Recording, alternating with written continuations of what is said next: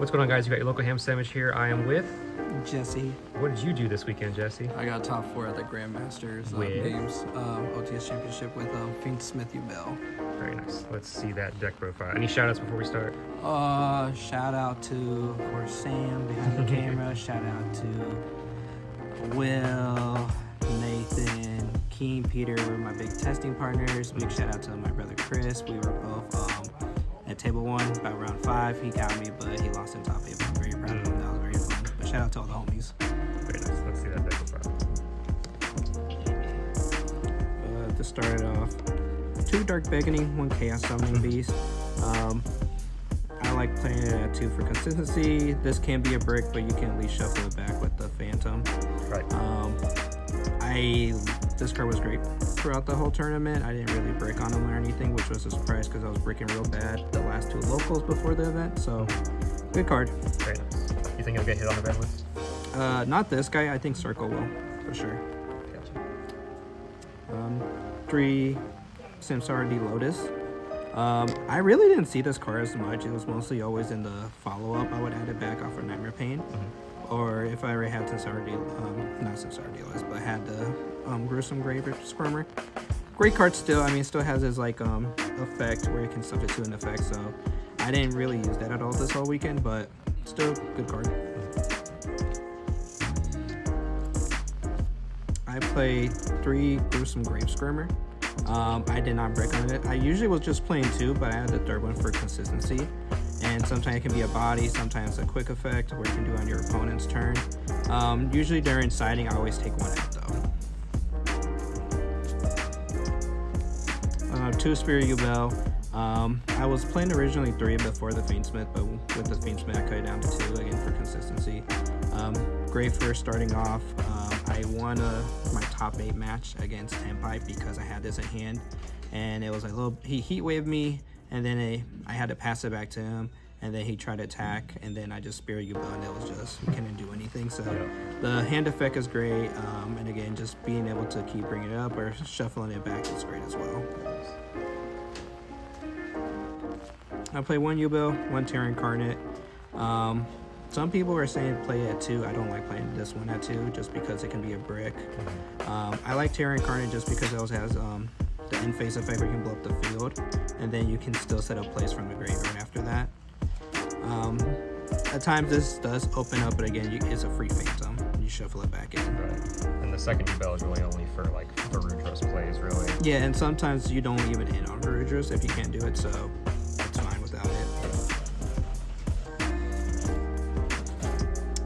3 Fiendsmith Engraver. I'm surprised I did not break on this. I kept breaking on this during testing. It was either I would open 2 of these or I would open up this and the Tract, but it was really good throughout the weekend. But I learned from testing what benefited me the most was I would do Yubel combo first and then go into Fiendsmith combo. If I don't have to go into Fiendsmith combo, I will not do it. I just feel like I can end on a better board that way. Usually during siding, I'll side 1 of these out and then just play with 2 for game 2 and 3.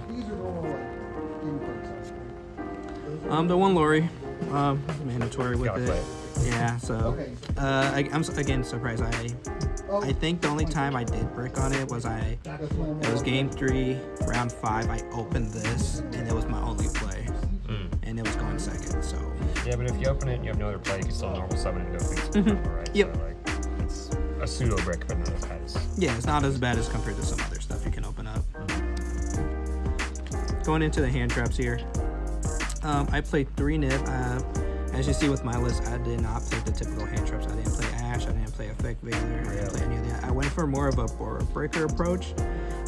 Nib could be really good when breaking up certain boards, especially if you hit them at a very important part. So like with the Fiendsmith portion, if you hit them one sequence, summons on the field, that's it. They have to go a different route. So Nib treated me right. You just have to know when exactly to hit it. There was times I nibbed too early, and it wasn't enough, and it cost me. When I could have just waited 2 more plays, and it would have been better. It's champ right there, baby. 3 Ghost Ogres. Again, more of a board breaker approach. When you're playing against a Myriad, if they go into the circle and they use this effect to revive back, you chain it, pop it. Again, Nightmare Pain, when they use their effect to destroy and search, you pop it. Against Apo, when they chain that, you chain it, destroy Apo. So it's pretty free. It just came up so many times for me. And then going into the last bit of monsters, the one Shagara, you search off a Yama. Again, it can be a brick, but sometimes when your stuff gets like targeted and negated, you can just chain it and pop it. Yeah. So you get whatever that's you want. That's the benefit of playing that plus 3 swervers. You have a lot of targeted negation. Targeting avoidance. Yeah. So that's all my monsters. Going into the spells. One Nightmare Pain. I was playing 2. I cut it down to 1. I kind of came to the realization where Circle can add it back as long as it doesn't get banished. And you can get a Yubel on field, it will add it back. So you can keep recycling.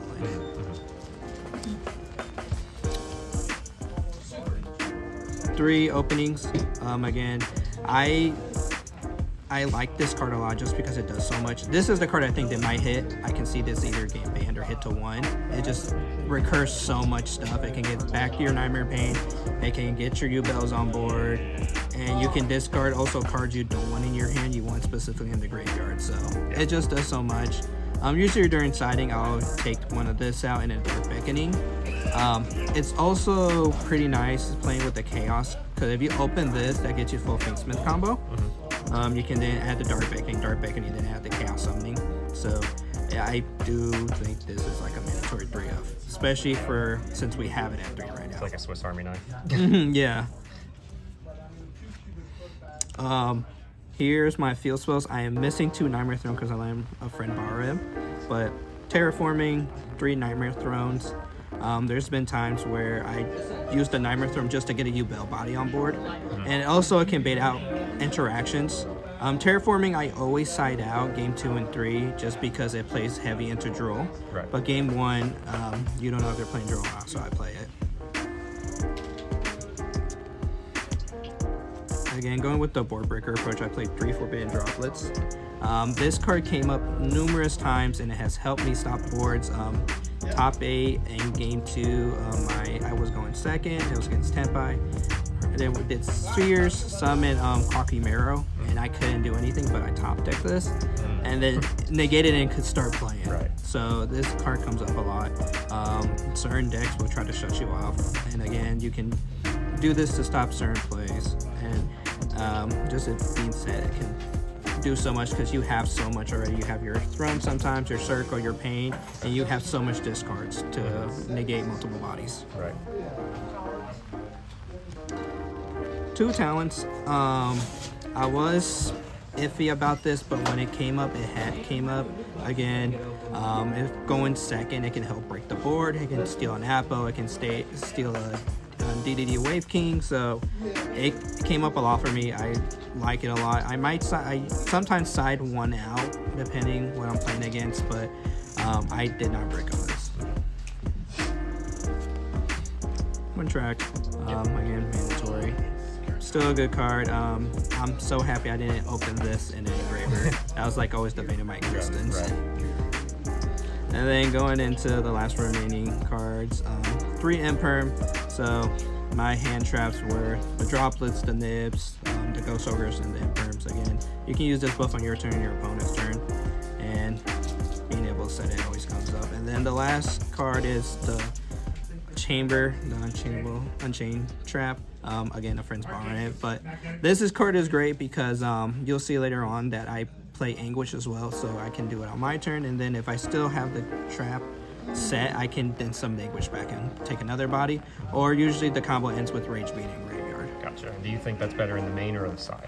I play in the main. It can brick. It does brick every once in a while, but I decided to play in the main. I might play in the side going forward, but I get the argument. I just want to see it going first if I'm going first, because there's times where I'm like, oh, I really need to get a rage out here. Right. Yeah. So 42 count. Going into now to the extra deck. 2 Phantom. I would love to play a third. There just isn't enough room, but being able to use it and then recycle your stuff, and then Throne can recycle it back as well. It's great.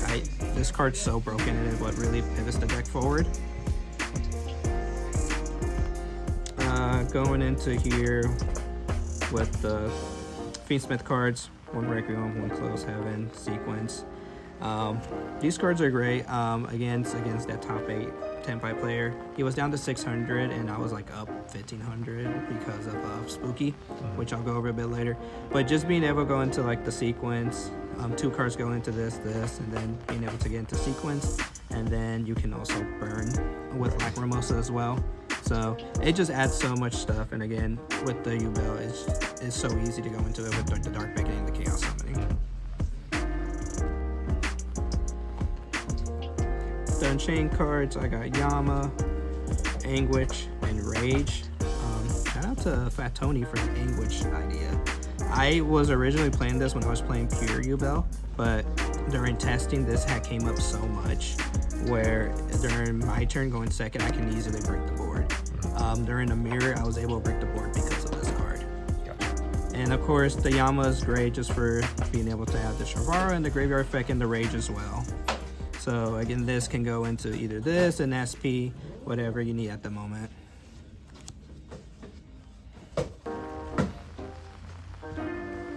And then the SP, access code, talker, and AFO. Again, with the Anguish, the access code can actually go for games. And there's been times where I do that and they'll negate, they'll nib me and stuff like that, but I will still have enough play to go into a game. So it's also a great bait interaction. Apo I would do if I go into the Yubel combo first. Usually I would use Yama and Rage and go into a 2-mat. So that came up a lot as well. And if it's still playable, it's still, not banned, I'll keep playing it. Yeah. That's what I was playing before Fiendsmith came out. I was playing with the Apo and I just don't feel like cutting it. Very strong card. Yeah, for sure. The 2 XCs, DDD, Wave High King, Caesar, and Verdrus. I definitely played this one more than this just because this one you need very specific hands and very specific plays to get it off. You need at least a Spirit and a Yubel. But it does come up and it has so many its effect. And Wave King, again, it's a double negate for special summoning. And so that came up a lot. As you can see, I don't play Necro Equip, I don't play Desiree. I play Arrow Eater and Lacrima. Lacrima came up a lot more. Arrow Eater I only summoned once during the whole tournament, but that once helped me win the game. Right. I was able to get to Spirit and Graveyard, and so I was able to fuse this off, send off Grave Skirmer, and then Grave Skirmer effect in Graveyard to get it out the Spirit and Yubel. Gotcha. So these are the 2 I want to play Desiree. I just don't have the room for it. During testing, I kept struggling to get into those plays, so I'd rather just play safe and I'll play these 2. Yeah, it takes a lot of resources to get into Desiree too. Yeah, a lot of times I've seen some players would use the track Graveyard Effect, but it's just you need specific boards to do that. Right. So that's the extra deck. Going into the side deck, 3 Bystials. I always side this if I know I'm playing against Snake Eye or Yubel. Again, against Yubel is really good. There was round 1 against one of my friend Peter. Game 3, I opened up these 2 cards and I really bricked going first, but he Molcharmed me. So I was like, okay, well, I'm not gonna play. Right. So I just literally ended on a Phantom. And during his turn, I was able to stop some interactions. And he had a Spirit in Graveyard, and I was like, okay, on the because I Ghost Ogre his Circle. Right. And then I was like, okay, on the resolution, Magma Hut your Spirit. Because I didn't want to give him a chance to go into Phantom. Right. Which he wasn't able to. And then on the clapback, I had like enough bodies to go for game. So definitely, I feel like, unfortunately, it's like a mandatory card. Just especially with how much Yubel and Fiendsmith are running around. 3 Solemns. I was so iffy about playing Solemn. It came up a lot of times when there were certain bodies that got put up or certain spells were activated. Just flip it. So Solemn, it does get risky with like paying half their life points, but it treated me really well for at that event. Everybody's favorite card, Scodrain. If you're able to get your board set up with Yubel, this card is really good. Sometimes you just play with Yubel and you just have Nightmare Paint up and just start poking. And then, or they have to keep attacking. I had a really grindy game in round top 4 because of this card. I won that match, but I ended up losing the whole game. I like Skill Drain. If it's still at 3, I'll keep playing in this deck. For back row, 2 Cosmics, a Harpy. I did play against Runic Stun, so I respected it. That game ended up in a draw, but again, the mirror is really good. You get rid of the pain, get rid of circle, and then of course for floodgates, you just Harpy it away. You like 2 Cosmic, 1 Duster better than 3 Cosmic? Yeah, just because there's certain times where the Cosmic isn't enough to clear the board. There might be multiple back row cards that are problems. And then the Harpy is also really good. There's a funny ruling with this, with the statue card you summon off of the rabbit. Because it's still treated as a trap. Yeah, so you Harpies it, it gets off the field. Yep. So that comes up. I was playtesting my brother, and he was so surprised by that. And then Spooky was my flex spot.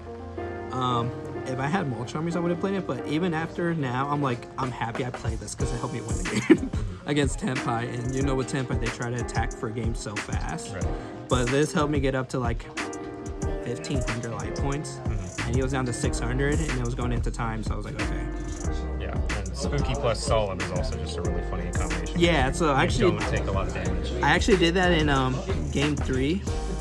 I Cosmic first, so I was down to 7k. I then Solemn on his turn, put me down to 35, and then I Spooky and got all the way up to 15. So it was basically free for me. So that's my profile. I did lose in top 4 to a good friend Taylor. He was on Snake Eye Fiendsmith. It was a lot of fun.